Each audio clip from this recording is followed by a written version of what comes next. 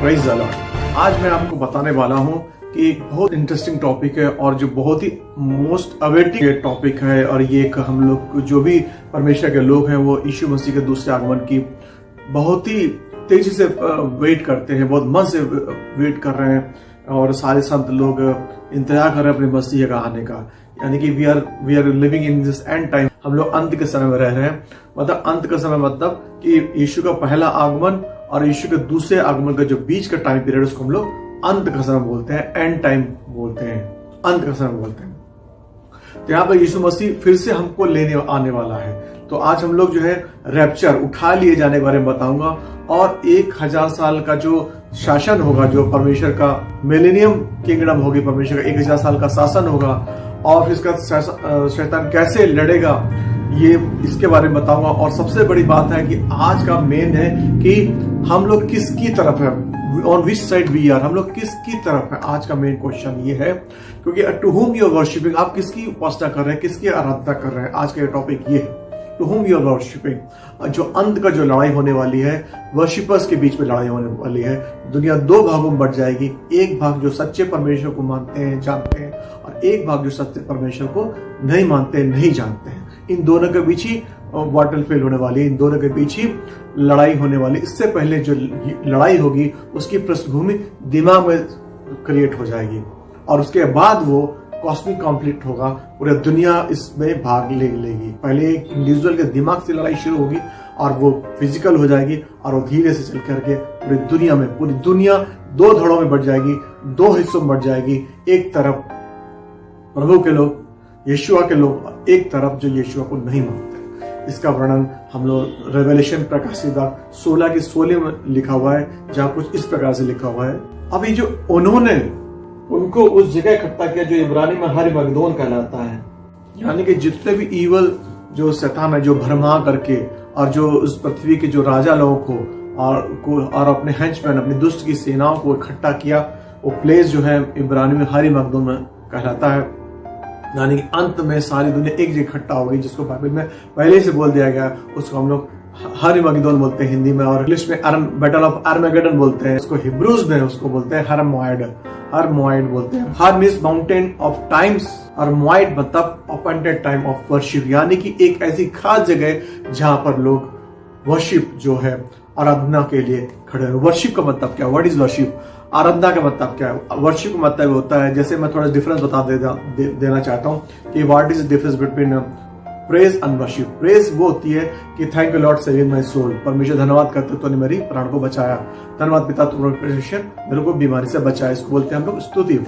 और वर्शिप का मतलब होता है परमेश्वर की बड़ाई करना, thank you Lord what you are, परमेश्वर धन्यवाद करते जो कुछ भी है तू करता है, जो कुछ भी है तू हर स्थिति में परमेश्वर है तेरा धन्यवाद कर, दैट इज वर्शिप। तो ये वर्शिप का लड़ाई है। और आज का क्वेश्चन सबसे बड़ा ये कि to whom you are worshipping, आप किसकी आराधना कर रहे हैं, किसकी वर्शिप कर रहे हैं। जो कॉस्मिक कॉन्फ्लिक्ट होगा वो 7 साल का चलेगा, जिसका नाम बाइबल बताती है 7 साल का। और उसको हम लोग बाइबल के शब्दों में उसको महाक्लेश, a great time of tribulation, महाक्लेश का भी हम लोग उसको बोलते हैं। और इसमें क्या होगा, विश्वासी लोग क्या महाक्लेश में रहेंगे या उठा लिए जाएंगे, और ये सब कैसे प्लेसमेंट होगा, कैसे होगी लड़ाई।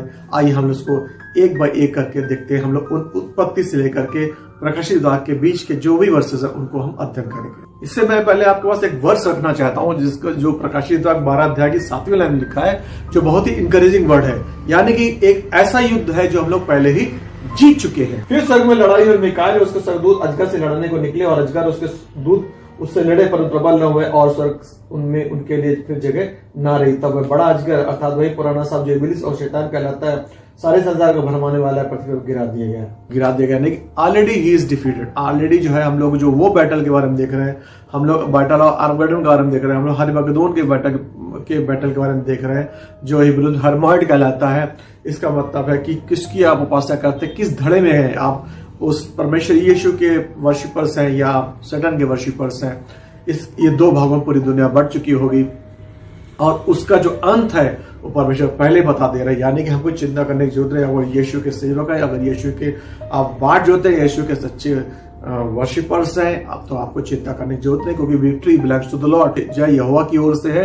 हम ये उस तरीके से, जैसे आप कभी कोई क्रिकेट मैच देखते हो, उसमें आप देख चुके थे कि इंडिया की टीम जीत चुकी है, उसके बाद आप देखते हैं, आप उसके बाद रिप्ले जब देखते हैं तो आपको टेंशन नहीं होती, आपको एंग्जाइटी नहीं होती, आपको फियर नहीं होता, आपको विश्वास होता है कि विक्ट्री तो इंडिया की हो चुकी है, यानी कि आप पूरे खुशी से, इंकरेजमेंट से देखते हैं। वैसे ही ये बैटल भी है, ये हमको पहले से पता चल चुका है कि बैटल हम लोग जीतेंगे। लेकिन मेन बात यह है कि मरकुस 13:13 अंत तक जो विश्वास रखेगा उद्धार उसी का होगा। यहाँ मेन कीवर्ड्स क्या है? अंत तक, यानी कि आज से और जब भी शुरू होने वाला है उस दिन तक विश्वासी का विश्वास धरे रहेगा, विश्वास रखे रहेगा, उसी का उद्धार होगा।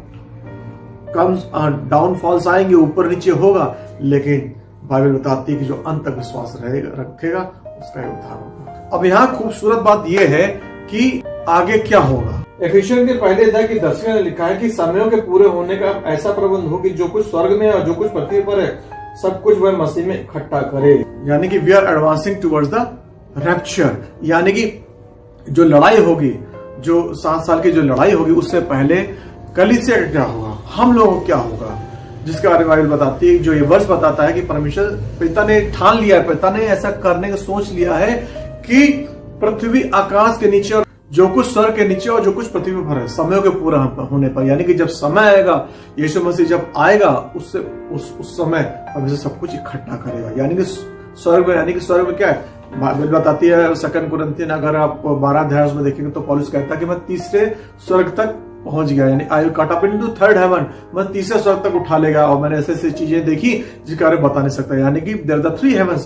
पहला जो हम लोग देखते हैं उसको फर्स्ट पैराडाइज बोलते हैं, पहला हेवन बोलते हैं। उसके ऊपर जो होता है दूसरा हेवन होता है, स्टार्स वगैरह होते हैं, जो अंतरिक्ष होते हैं, जहां पर स्पेस क्राफ्ट वगैरह जाता है, जैसे मंगलयान है या कोई भी अंतरिक्ष यान जाता है। और उसके ऊपर जो है थर्ड हेवन है, जहां पर परमेश्वर पिता और यीशु रहते हैं। यानी कि वो ऐसी जगह है जहां पर आप पहुंचना आपका नामुमकिन है। तो यानी कि और जो फर्स्ट, और अगर आप दानियल पढ़ें, फिर स्वर्गदूत ने दानियल से कहा, हे दानियल मत डर, क्योंकि पहले ही दिन को जब तूने समझने बूझने के लिए मन लगाया और अपने परमेश्वर के सामने अपने को दीन किया, उसी दिन तेरे वचन सुने गए और मैं तेरे वचनों का आ गया हूँ। फारस के राजा का प्रधान 21 दिन तक मेरा सामना कह रहा है, परंतु मिकाएल जो मुख्य प्रधानों में से है वह मेरी सहायता के लिए आया, इसलिए मैं फारस के राजाओं के पास रहा और अब मैं तुझे समझाने आया हूं कि अंत के दिनों में तेरे लोगों की क्या दशा होगी। जिस दिन आप प्रार्थना करते हैं, बाइबल बताते हैं, उसी दिन परमेश्वर के स्वर्गदूत, जैसा मैंने बताया पहले कि पहला इब्रानी में लिखा है 12 की, the angels of the ministry being, जो स्वर्गदूत है वो सेवा टहल करने वाली आत्मा है, जो परमेश्वर से प्रेम करने, यीशु से प्रेम करने वाले के लिए रखे गए हैं। ध्यान रखिए, सबके लिए नहीं। तो वहां पर जब भी आप दुआ करते हैं, उसी समय आपकी दुआ जो है गोल्डन बॉल में, सोने के पात्र में जाके स्वर्ग में जाती है। लेकिन जो जहां पर मैंने बताया 3 हेवन है, जो पहला है जहां पर पिता पुत्र रहता है, यहां से जो आपका फर्स्ट पैराडाइज है, जो आप लोग ये चांद तारे, ये सूरज दिखता है, इसके ऊपर जो है अंतरिक्ष, यानी ये जो है, जो सेकंड प्लेस है, जो दूसरा प्लेस है इविल किंगडम है, यानी कि शैतान की जो राज है उसमें। जैसे कि शैतान का भी उसका एक हायरार्किकल है, जैसे कि वो शैतान है, उसके नीचे फिर वो बालजाबूब है, उसके नीचे फिर जेजेबेल स्पिरिट है, यानी कि इस तरीके से उनकी हायरार्की। वो हमारा विषय नहीं बात करने का, लेकिन मैं बता रहा हूँ कि यानी कि जब आप प्रार्थना करते हैं तो वापस आने में स्वर्गदूत को उनसे फाइट करनी पड़ती है। इसलिए बाइबल बोला गया है कि लगातार की प्रार्थना करते रहो, यानी कि आपके जो जितना प्रार्थना करेंगे उतना स्वर्गदूत आपका मजबूत होगा और आपकी प्रेयर उतनी ज्यादा आंसर होगी। यानी कि उस स्वर्गदूत को वहां से लाने में फारस का राजा मतलब शैतान को रिप्रेजेंट कर रहा है, यानी कि हर टेरिटरी का एक जो उनका इविल एंजल्स रहता है और हमारे गुड एंजल्स रहते हैं जो परमेश्वर के स्वर्गदूत है, उनके बीच हमेशा एक लड़ाई चलती रहती है। तो मिकाएल जब आया हेल्प करने, तब वो ओवरकम किया, उसे उस पर जीता और वो प्रेयर तुम्हारी मैं लेके आया हूँ, दानियल को ऐसा बोलता है। यानी कि जो मैं ये बताना चाह रहा हूँ कि पृथ्वी पर सब कुछ इकट्ठा करेगा। जो वर्ष है पहला एफिशिएंट पहला अध्याय की 9वीं लाइन हमने जो पढ़ी, 10वीं लाइन पढ़ी कि जो कुछ पृथ्वी पर है, जो कुछ स्वर्ग में सब कुछ इकट्ठा करे, यानी कि जो शैतान है और इसकी जो दुष्ट की सेना है, इन सबको भी इकट्ठा करेगा अंत का समय। यानी इससे पहले परमेश्वर अपने प्रेम करने वालों को, जो मसीह के दूसरे आगमन की बाट जो रहे हैं, उनको वो उठा लेगा ताकि एक क्लेश ना देखना पड़े। 7 साल का महाक्लेश, उसको ट्रिब्यूलेशन पीरियड बोलते हैं। और उसके बाद जो 1000 शासक बाद जो लड़ाई होगी, उससे पहले परमेश्वर अपने लोगों को इकट्ठा करना चाहता है। तो ये कैसे होगा, इसके लिए हम लोग वर्ष पढ़ेंगे ये कैसे होगा। यीशु के द्वितीय आगमन जो है, second advent of Christ, 2 stage में है। यहाँ पर कई लोग स्कॉलर्स बताते हैं, और हम वचनों से देखेंगे। इसका वर्णन पहला थिस्सलुनीकियों चौथे अध्याय के 15-17 लाइन में लिखा है, जहां पर कुछ इस तरीके से लिखा है, प्रभु आप ही स्वर्ग से उतरेगा और समय ललकार और प्रधान दूत का सब सुनाई देगा और परमेश्वर की तुरही फूकी जाएगी और जो मसीह में मरे वो पहले जी उठेंगे और हम जो जीवित हैं और बचे रहेंगे उनके साथ बाद में उठा लिए जाएंगे कि हवा में प्रभु से मिले। पहला कुरिन्थियों 15 अध्याय के 51 लाइन में हम लोग पढ़े हुए और उसके थोड़ा सा आगे देखिए, उसमें किस इस प्रकार से लिखा हुआ है, देखो हम तुमसे, पौलुस कहता है मैं तुमसे भेद की बात कहता हूँ कि हम सब नहीं सोएंगे परंतु हम बदल जाएंगे और ये क्षण भर में पलक जब मारते होगा अंतिम तुरही फूकते ही होगा, क्योंकि तुरही फूकी जाएगी और मुर्दे अविनाशी दशा में उठाए जाएंगे और हम बदल जाएंगे। अवश्य की है नाशवान देह अविनाश को पहन ले और मरणहार देह अमरता को पहन ले। यानी कि हम लोग जो मुर्दे होंगे वो सबसे पहले जो मसीह में सो गए हैं, यानी कि जो बाबा आदम से जो चले आ रहे हैं, जो व्यवस्था को मानते हैं और जो यीशु में आने के बाद जो सो गए हैं, यानी कि बाइबल बताती है कि हम लोग मरते नहीं, हम लोग सो जाते हैं, बदल जाएंगे। यानी कि जैसे यीशु मसीह का शरीर ग्लोरीफाइड यानी कि ग्लोरीफाइड हो जाएगा, महिमा में हो जाएगा, ऐसा यानी कि कोई आदमी झुर्री नहीं रहेगी, आप बूढ़े नहीं दिखेगा, आप ग्लोरीफाइड हो जाएगा, आपको चमक आ जाएगा और आप जो है एक दीवार से दूसरी दीवार के बीच जो है आप जो प्रवेश नहीं कर पाते, निकल नहीं जाते, आप निकल जाएंगे। यानी कि आपका जो है शरीर कैसे भी ट्रांसफॉर्मेशन में आ जा सकता है, यानी कि ट्रांसफॉर्मेशन हो जाएगा, चमकदार हो जाएगा। और उसके बाद हम लोग परमेश्वर से हवा में उठा लिए जाएंगे। जब हम लोग हवा में उठा लिए जाएंगे तो हवा में उठा लिए जाएंगे तो क्या होगा, यहाँ पर आप देखिए, यहाँ पर कई लोग बोलते हैं कि नहीं, ट्रिबुलेशन जो महाक्लेश के समय भी कई लोग बोलते हैं कि चर्च के लोग रह जाएंगे या चर्च रहेगी, लेकिन मैं इस चीज को गलत मानता हूँ। जैसे बाइबल में बताती है, जैसे कि यीशु मसीह जो है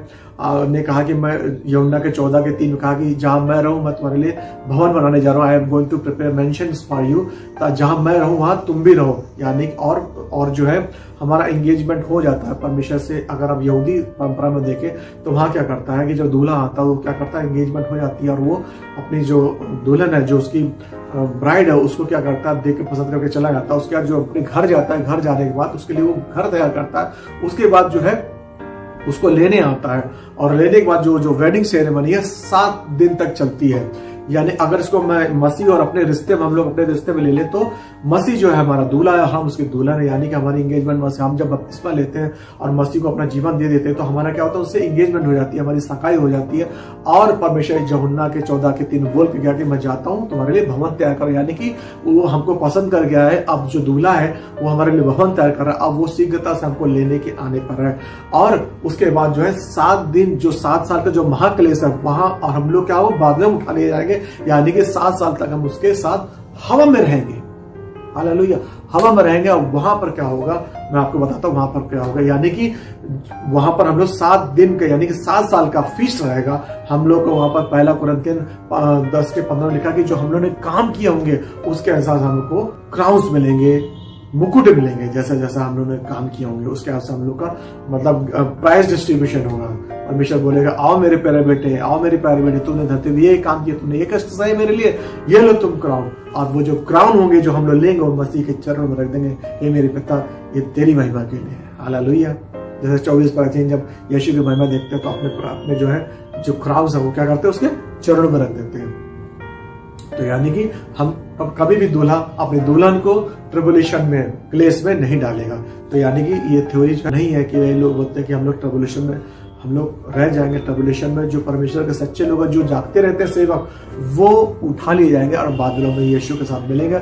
और धरती पर जो 7 साल हमारा समारोह चलेगा, फीस्ट का समारोह चलेगा, विवाह का समारोह चलेगा, फीस्टिंग वेडिंग सेरेमनी चलेगी, नीचे क्लेश रहेगा जो यीशु को नहीं जानते, नहीं मानते। जब हम लोग बादलों में उठा लिए जाएंगे, उसको हम लोग उठा लिया जाना, उसको हम लोग रैप्चर बोलते हैं। और जो उठा लिया जाना है और यीशु मसीह का द्वितीय आगमन, जो सेकंड एडवेंट ऑफ क्राइस्ट है, उसके बीच में एक उसका दोनों में अंतर है। रैप्चर जो होगा it will not proceed with the science and symbols. जो उठा लिया जाना होगा उसके बीच में कोई भी यीशु मसीह ने उसका कोई साइन या कोई ऐसा नहीं बताया कि कोई ऐसा साइन होगा।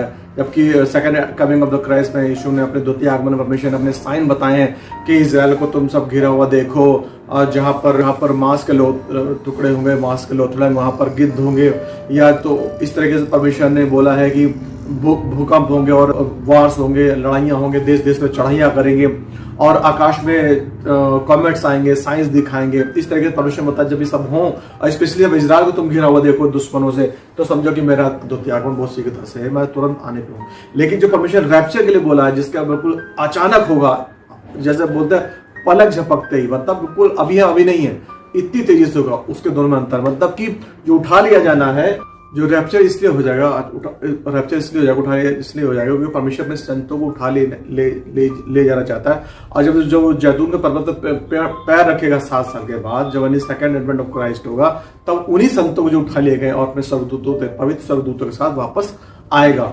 और जो पहले आगमन था, जो पहले आगमन में परमेश्वर यीशु मसीह जो आया था एज ए लैम आया था, और अभी परमेश्वर यहूदा का सिंह शेर बन के आएगा।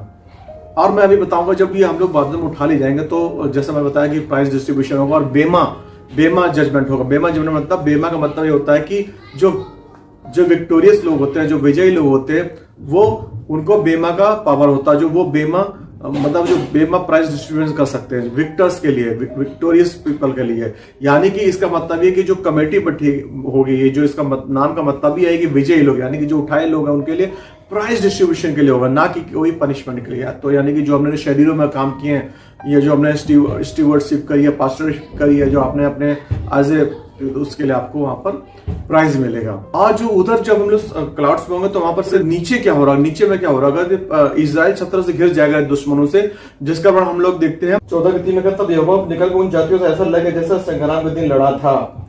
यानी कि उस समय जो इजराइल तब तक घिर चुका होगा, और गोग मगोग का जो युद्ध होगा, जिसका वर्ण मैं बाद में बताऊंगा।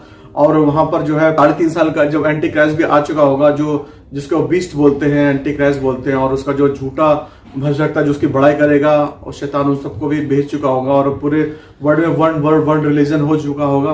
तो वहां पर जो है इजराइल को जब घेर लेंगे, तो उसके बाद क्या होगा कि यीशु मसीह जब यहाँ पर परसिक्यूशन हो रहा होगा, तो परमेश्वर जब 7 साल हो जाएंगे, यानी कि 3.5 साल का जो 3.5 साल शांति रहेगी, 3.5 साल का महाक्लेश रहेगा, इसके बाद यीशु मसीह एक अचानक, जो बोलते हैं ना कि चुपके से उठा लिया जाना हम लोग का, उसके बाद परमेश्वर रेवलेशन पहले अध्याय के 7वें लिखा है कि बादलों में दिखाई देगा, सबको दिखाई देगा। तो यानी कि उस समय वो राजा बन के आएगा, और जो क्या करेगा, वो इजरायलियों को जो घेरे उनसे लड़ेगा और उनको भगाएगा, और उनको जो भगाएगा तो वो लोग वहां से भागेंगे, सारे बड़ा लड़ाई होगी, उसमें हर तरफ गोग मगोग की लड़ाई होगी। और उसमें परमेश्वर क्या करेगा, जितने भी लोग होंगे, बड़े बड़े राजा आएंगे, लड़ेंगे, उनका भविष्य बाइबल बताती है उसके जो मां से गिद्ध दिखाएंगे उनको, और वो लोग अपनी गुफाओं में घुस जाएंगे, और परमेश्वर उनको एंटी क्राइस्ट को जो है उसको अपनी फूंक के, अपनी मुंह के तलवार से फूंक से उसको उड़ा देगा, भस्म कर देगा एंटी क्राइस्ट को, जो मसीहा के, जो बोलता है कि मैं असली मसीहा हूं, झूठा मसीहा जो आएगा।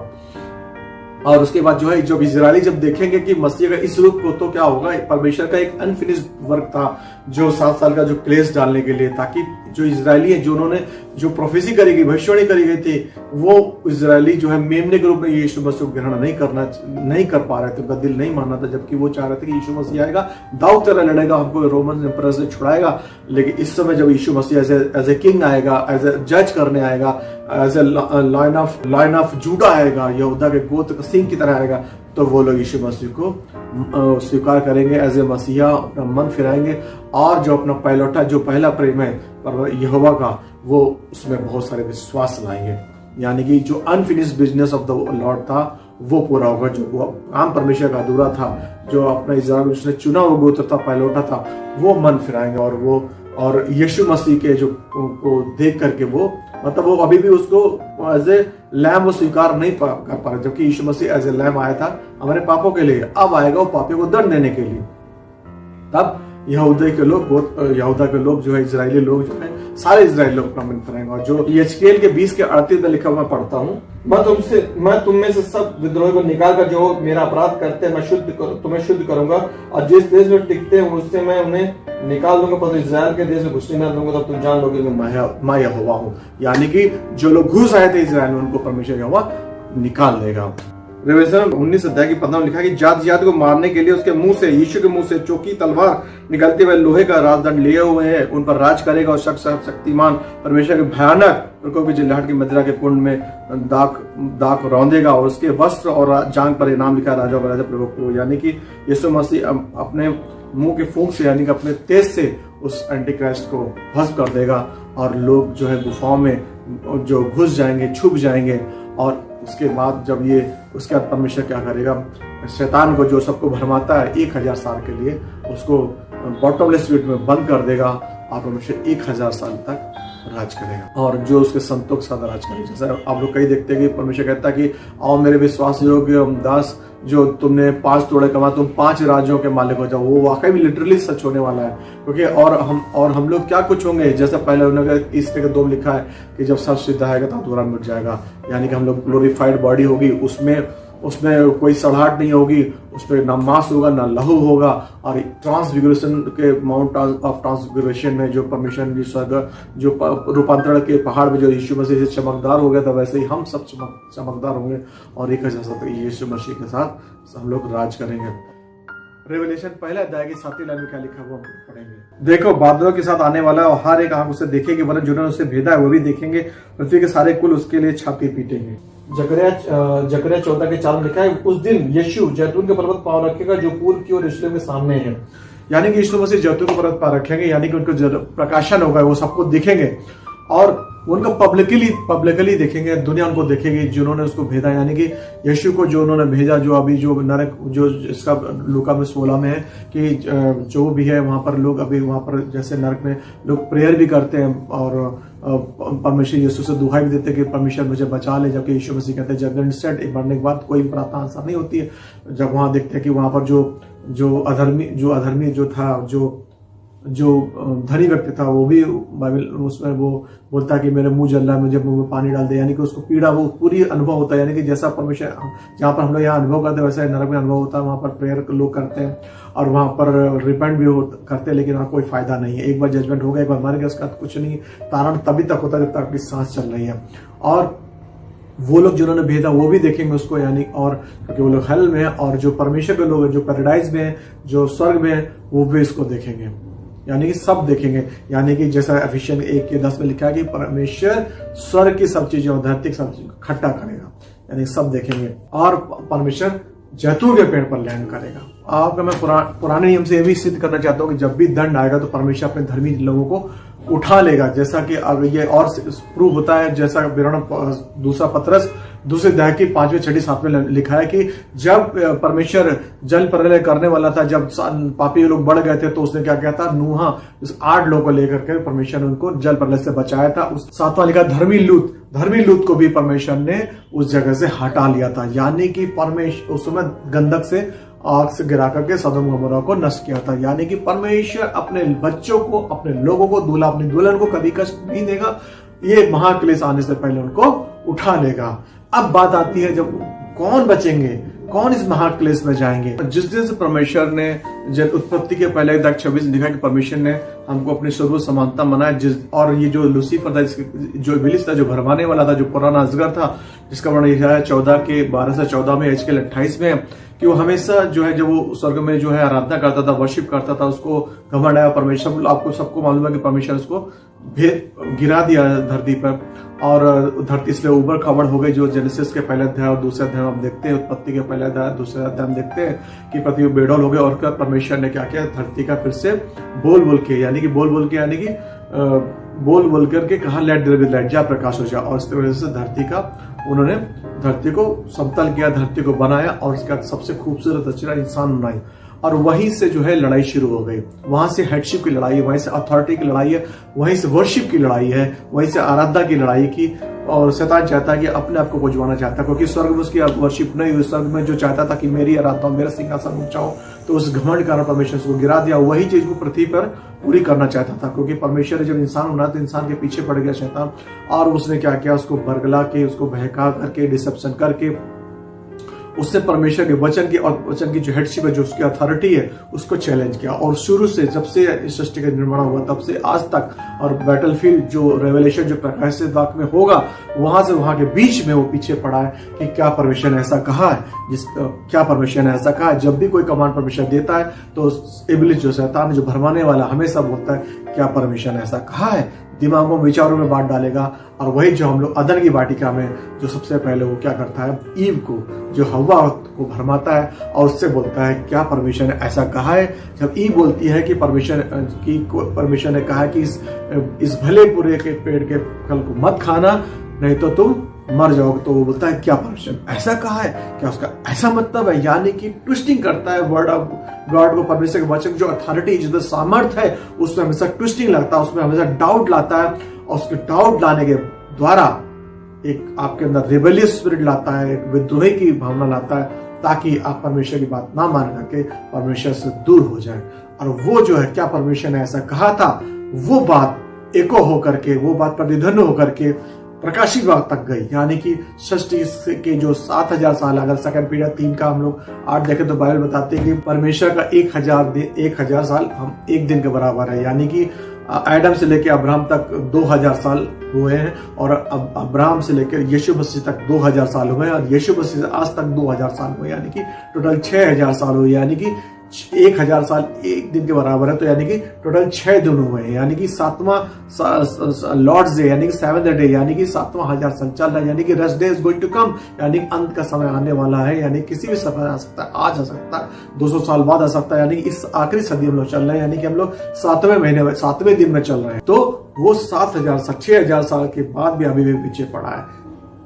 परमेश्वर की अथॉरिटी को, परमेश्वर की हेडशिप को वो हमेशा चैलेंज करता है। इसका उसी परमेश्वर की वर्शिप को, उसकी अथॉरिटी को चैलेंजिंग का हम लोग एक छोटा सा नमूना देखते हैं निर्गमन के 32 अध्याय में, जहां पर कुछ इस तरीके से जब मोसेस जाता है, परमेश्वर यहोवा से 10 आज्ञा ले रहा होता है और यहोशू उसके साथ होता है, तो नीचे उसका भाई एरोन, जब मूसा को 40 दिन हो जाते हैं, काफी समय हो जाता है, तो सोचो वहां वो परमेश्वर से वचन ले रहा है और उसके नीचे ही बिल्कुल नाक के नीचे इजरायली जो है बिगड़ जाते हैं और अपना सारा सोना डालते हैं। और एरोन जो है मूसा का भाई था, सोचो ऐसा लीडर जो सोचो 7 साल उनको इजराइल मिस्र से निकाल के लाया और वो उनकी बातों में आ जाता है और जो है वो क्या करता है, उससे सोने को गला करके और उसका बछड़े के रूप में बदलता, कहता है ये देखो ये है परमेश्वर जो तुमको मिस्र से निकाल के लाया। उसके साथ चारों तरफ डांस करते हैं। उसके बाद जो शोर होता है यहोशू को सुनाई पड़ता है। यहोशू कहता है कि मुझे कोई युद्ध का सोच सुना दे रहा है, यानी कि बलवे का, इसका मतलब ये हुआ कि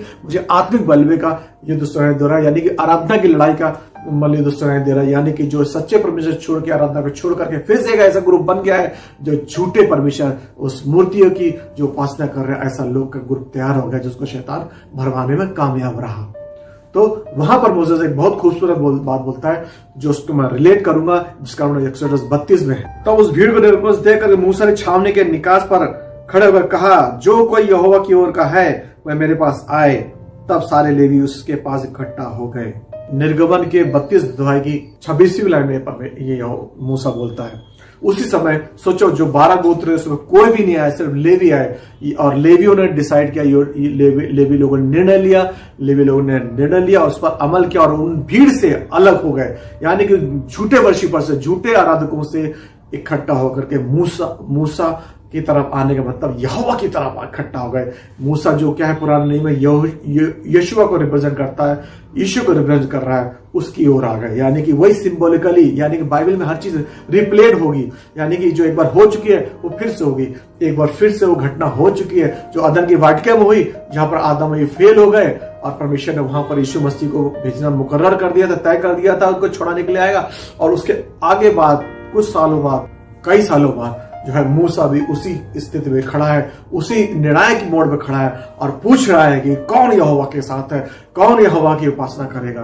उसी समय जो है लेवी अलग हो जाते हैं। आप सब लोग जानते हैं कि लेवी का एक विशेष रोल यहोवा देता है, उनको याजक नियुक्त कर देता है। और आजकल तो हम लोग देखते हैं, पहले आज के नए नियम में पहला पत्र 2 के नाम लिखा कि हम सभी याजक हो गए हैं और हम लोग चुने हुए लोग, अलग किए गए लोग हैं, दुनिया से अलग किए हुए लोग हैं। तो यानी कि वहां भी निर्णय लेने की बात थी। वहां पर भी जो लोग निर्णय लेते उसमें 3000 इस्राएली मारे गए। वहां पर एक छोटा सा बैटल हुआ, एक छोटा सा युद्ध हुआ। वही बात जो अदन की वाटिका में शुरू हुई, जो प्रतिध्वनि करते हुए, एको करते हुए निर्गमन में आई, वो आगे जाकर के वो बैटलफील्ड रेवलेशन में भी आया। और क्या कुछ होने वाला है, क्या कुछ होगा, ये मैं अगले सीरीज में बताऊंगा। प्रभु आपको आशीष देंगे। Praise the Lord. हमें उम्मीद है कि आपको हमारे वीडियोस पसंद आ रहे होंगे और आप बहुत कुछ सीख रहे होंगे। उनसे मसीह में बढ़ने में, बाइबल के वचनों को समझने में आपको मदद मिल रही होगी। तो फिर देर किस बात की, जल्दी से हमारे YouTube channel life in Christ को सब्सक्राइब कीजिए और साथ ही साथ बेल आइकन भी दबा दीजिए ताकि हमारे लेटेस्ट वीडियोस के अपडेट्स आपको मिलते रहें और आप हमारा कोई भी वीडियो मिस ना करें। और हाँ, दूसरों के साथ ज़रूर शेयर कीजिए ताकि वो लोग भी बाइबल के वचन की समझ में और यीशु के साथ अपने मजबूत रिश्ते में आगे बढ़ सके, उन्हें भी यीशु के आने के दिन के लिए तैयार होने में मदद मिल सके और बहुत से ऐसे लोग जो नहीं जानते मसीहा को वो जान सके अपने सच्चे परमेश्वर और ज़िंदा खुदा को। और साथ ही साथ हमारा जो फेसबुक पेज है वॉल ऑफ फायर, उसको भी ज़रूर से फॉलो कीजिए और ज्वाइन कीजिए। Thank you and God bless you.